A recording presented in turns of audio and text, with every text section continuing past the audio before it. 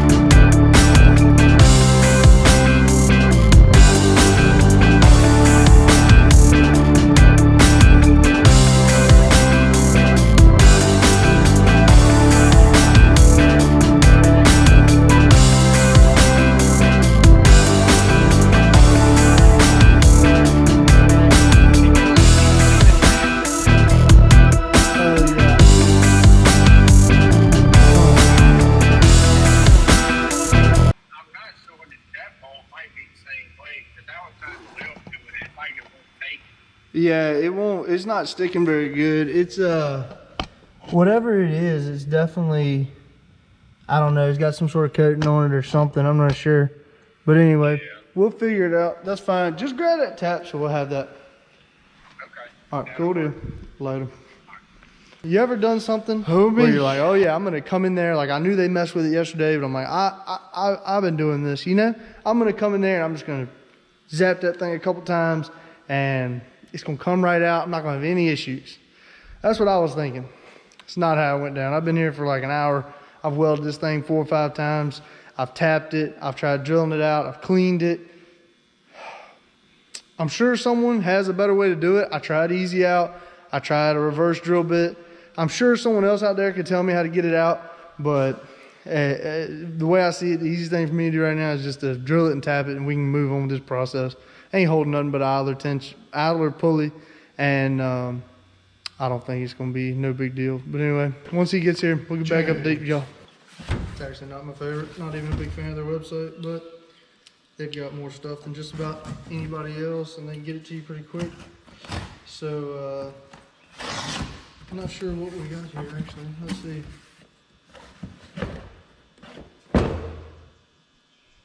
Ooh, so these are the side view mirrors. Got 4 of them right here. I kind of forgot about these things. But anyway, 4 side view mirrors for 66 Nova. Think about that. See why I need 4 of them. I need 2 of them for my Nova because they are wore out. They move around whenever you drive. You gotta tape them or do, no matter, you know, you always gotta do something with them because they move around. They're just annoying. Well, why do I have 2 more? All right, guys, so find out. Here we go. This is the 66 Nova. This is the OG Nova. This is my baby. This is my drag week, drag and drive, true street car. It's a big block, 615. Fulton built the motor in 2019. Charlie Bucks freshened it up a couple times since then for us. He's just a lot closer. Good people, both all the way around. It's a nitrous motor. I know everyone hates nitrous motors. Everybody's big turbo motor, little turbo motor, just turbo motors. This thing is my baby, and it has proved me wrong time and time again. So this thing, we've done a couple drag and drives with it. We've done 4, just did one earlier this year, and this thing, you know, everyone says, oh, aluminum rods won't last on the street. This thing has got miles on it. It's got miles and miles and miles. And we put 1 set of rods in it, so it's only its 2nd set of rod, and it's done drag week, sick week, 2 Carolina drag cruises. We do our local cruise where they make us ride a couple miles. We do those all the time, and just generally riding around. So we've taken this thing out for a couple of events that are like poker runs. And when I first got the car, I just cruised it just because I loved it, you know. And the only thing about this motor is that this is not a hydraulic flat tap it, you know, a roller, hydraulic roller, little cam. This is a man's motor. So, you know, big, solid roller. It's not very high compression motor, running on the street on 93, racing on C16 for the nitrous, of course. But this motor takes just a little bit of maintenance, so you just got to run the valves on it every now and then. I check them quite often. With the nitrous motor, it's wet nitrous, so we always try to keep our maintenance up on especially our fuel solenoids, our nitrous solenoids too, but check the fuel solenoids every time before we go running. I learned that lesson the hard way, burn up like 3 motors back to back. But this thing is my baby. And so I'm gonna do a little bit of maintenance on it right now. We're gonna do a little bit different timing strategy than what I've been doing. We pulled a bunch of timing out, we run a bunch of nitrous, and we're trying to keep the rotor happy. That's right, if you have an LS, you don't know anything about what I'm talking about, just turn it over to a different channel. This has got a distributor. So one big cool, and then a rotor button that spins, and a crank pickup, just like pretty much most of your drag motors have, your bracket motors, anything is still carbureted. That's not fuel injected. So we're gonna go over real quick. I'm gonna give y'all guys a little heads up on how to adjust your valves, how to set your timing, and then how to check your rotor phase. This is pretty common knowledge to anybody that knows, you know, what I'm talking about. But I'm going to talk to y'all a little bit about just the different things that we do, being that it is a street car and we can't have this thing running like crap up until we hit the button that's got the spray on it. So anyway, we'll jump into it.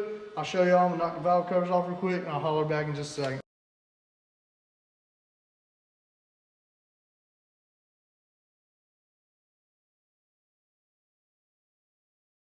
All right, guys, so once you get your valve cover off, that's what you're gonna be looking at. I always like to just do like a quick visual inspection. I want to make sure, you know, try and shine a light in here, make sure all your springs aren't broke.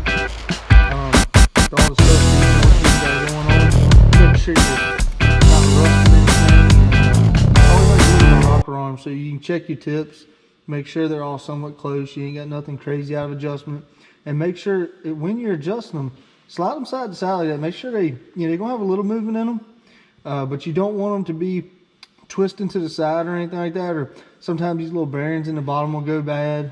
I've had one do that on this car.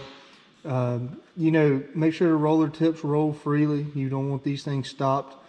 That can give you some headaches. Make sure there's no flat spots on them where they have stopped rolling and maybe they're back to working now.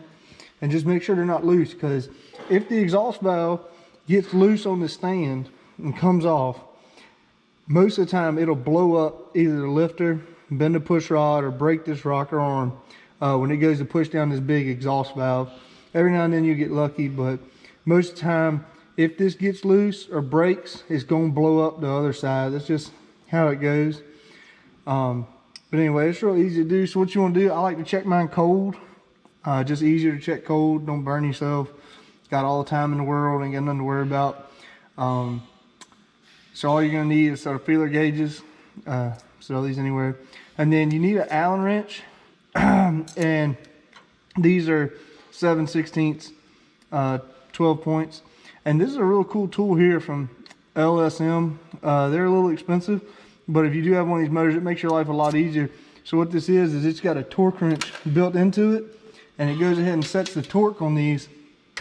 So you can kind of see, here, you can probably see a little better. This fits down in it perfectly. That way you don't have to monkey around, and it gives you just enough room. Once you get this on there, you can pull this up, clock this around however you want. Once you decide how you want it, and you can kind of see that motion. It sets perfect in both directions. So they're real nice. They're a little expensive, but it's nice to have, especially if you're going to be checking them often. I'm not going to give you any recommendations on how tight to do them, cold or hot. You need to talk to your motor builder about that. But anyway, I'm going to run through these real quick so y'all can watch, and after this I'll talk to y'all more about the distributor.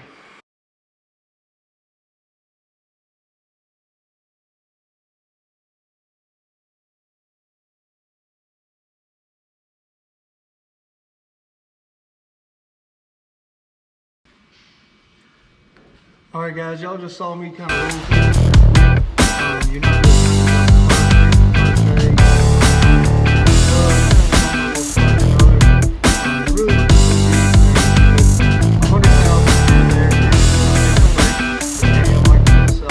it's not really worth the time and effort to try to get them perfect. You're just looking to make sure that nothing's broke, nothing's out of adjustment, and that'll kind of let you know your push rods are good, let you know everything, you know, nothing's out of whack. So you see me right there, I took a quick look at all my springs, let them roll through, make sure I didn't see nothing that's broke. It's kind of hard. These are triple beehives, but you just do the best you can.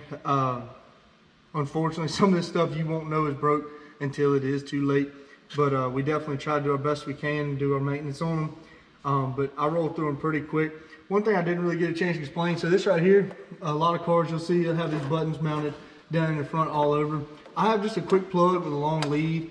I don't know, just the way I do mine. I don't really have a good spot up here where I want to run a bunch of wire and whatever. This ain't a pro mod. I'm not going to be checking them every round. I usually do it, like I said, once per race as long as everything's going good.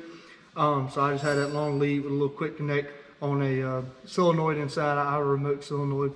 And the only other thing I wanted to let y'all know is that when you do them hot, you got to do them kind of quick. So that's the best thing about kind of doing them cold, getting all your stuff done before you get to the track. Plus, everybody knows you don't want to do nothing when you get to the track. All your buddies there, everybody, you don't get to see much. So we always like to hang out and talk. And it's nice to have this one thing out the way. I'm going to throw these valve covers back on, and that should be good as far as this goes for right now.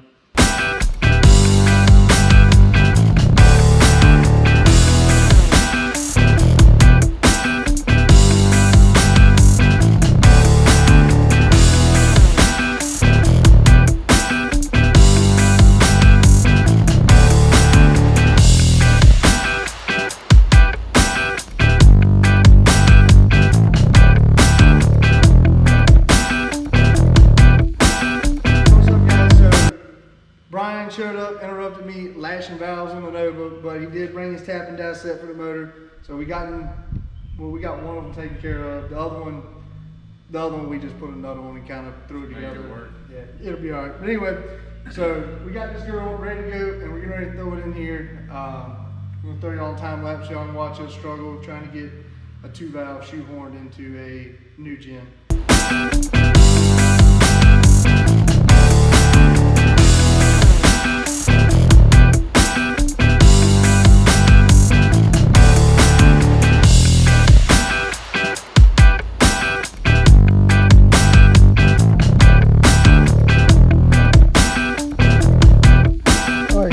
try to do my best to explain this, what I'm trying to do. We're right here on my nice workbench, also known as the rear wing of the S10.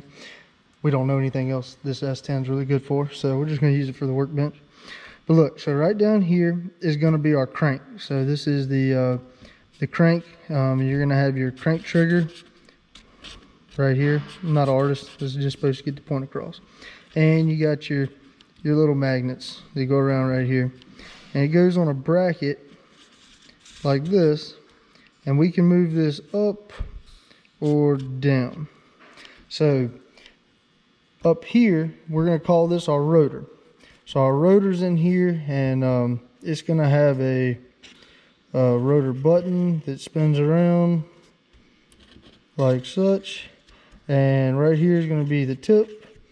It's going to spin around, and our rotor button spins around like that. And these are all of where our spark plug wires are. So we got 8 of them. I'm not sure how precise I'm going to be with this. I can already tell I'm going to be off right there. 1, 2, 3, 4, 5. Yeah, we'll do 6, 7, and 8. Anyway, doesn't really matter. But we're going to call this number 1. So this is our number 1 spark plug wire going to our number 1 cylinder. On a Chevrolet, it'll be on your driver's side front cylinder, closest to your front headlight. Well, the thing we got going on is right now, the only way to move timing on this car is to move this crank pickup up or down, which then sends it to our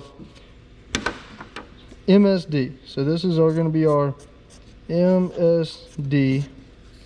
So this picks up a signal and is going to shoot it to right here to MSD. Our MSD is going to come along here and it's going to send it to our rotor button. So what we've got going on right now is we are pulling a lot of nitrous timing under nitrous. So what we had done to try to help this out is we had set our initial timing at 28 degrees, which that's all fine and dandy. When we're pulling timing for the car, we're pulling 8 degrees for one kit, 9 degrees for another kit. So one kit's going to give us a total of 20, and the next kit going to give us a total of 20 minus 9 is going to give us 11. So 11 degrees. What we have going on right now is we phase the rotor button in at 11 degrees. So at 11 degrees, this is pointing, this is terrible, I messed this up, but it's pointing, let's pretend this is number 1 now. It's pointing right at it. It's actually pointing a little behind it. That just helps us a little more on our getting back, because what happens is you can't make this hit both of these. We can't make it hit exactly on 11 or exactly on 28 degrees. As we move this up and down, it moves where it shoots fire out of the end of this to these pickups. And you want them to be as close to in line as you can. But there's always going to have to be some give and take on a nitrous car like this that's running a distributor, because you can't get them lined up. Well, what we had done is we had set our initial at 28. We've decided now that it's hurting us on the line. You have to think, when we're on the trans brake, there's no nitrous going to this motor. And at 28 degrees of timing, the motor running naturally aspirated while we're on the trans brake, and momentarily once we release the button, this 28 degrees of timing has pulled so much horsepower out the motor that the car cannot run efficiently whatsoever. The converter's acting like it's way too tight. It doesn't even want to make it to the brake. So what we're gonna have to do is we're gonna have to go back and we're gonna have to give it a little more initial timing. So what we're gonna have to do is we're gonna have to make this 28, 30, I think we're gonna go to 34. So here's gonna be the kicker on this whole deal. When we make this 34, this is still gonna need to be 20. And this other kit's still going to need to be total timing of 11. So our plan is right now, and what gets us is the street drive. If this was just a ride around the pits for a few minutes, get it warm, take it to the line and go run it, we would set the rotor button up so that at 11 degrees, which it's at for the majority of the pass, this car would be happy at 11. And then it would just be all pissed off and sort of upset and firing spark around and losing spark energy in the pits while it's riding around. But when we're driving down the street, we drive down the street for so long doing these drag weeks and all these drag and drives that we're tearing rotor buttons up. Because when the electricity jumps, and if it has to jump a long ways, let's say it's jumping to this one right here, that arc, electrical arc, is just like welding. Even though it doesn't have the wire, it's not feeding material, it's always chipping away little bits of material from your post and from your rotor button with an electrical arc. You want it to be contacting this while it's firing. And if it's not, if it's wrong, it'll let you know. And you also get the potential of, if it was this far off, the spark might want to jump to this one. And that's when you start having bad backfires, nasty nitrous backfires, or in some instances, the motor just running like crap. So anyway, now that you kind of have a better idea of what we're going to do, I'm going to get the timing light out. We're going to shoot the timing light because our balancer is marked. So we can take the timing light and it'll tell us what time it is on this side over here. And I'm going to get the initial time and then we're going to play around, get this back to 32, just idling around in the shop. It won't matter. We're just going to rev it up a little bit. And then I'm going to turn the distributor. I'll mark the distributor on the intake and pull it all apart and check my rotor button and see how it's heading. Some guys like to drill a hole up here in the top. We do that on some of the cars that are just race cars. But with this car, being the fact that we've gotten caught in rain, you can spray a little WD-40 in there and get the moisture out of it. But I just don't like drilling a hole in my distributor cap on cars that are going to drive on the street. I'm sure people understand that. So anyway, without further ado, I'm a terrible artist, and we're going to show y'all how to actually do this stuff, not on paper.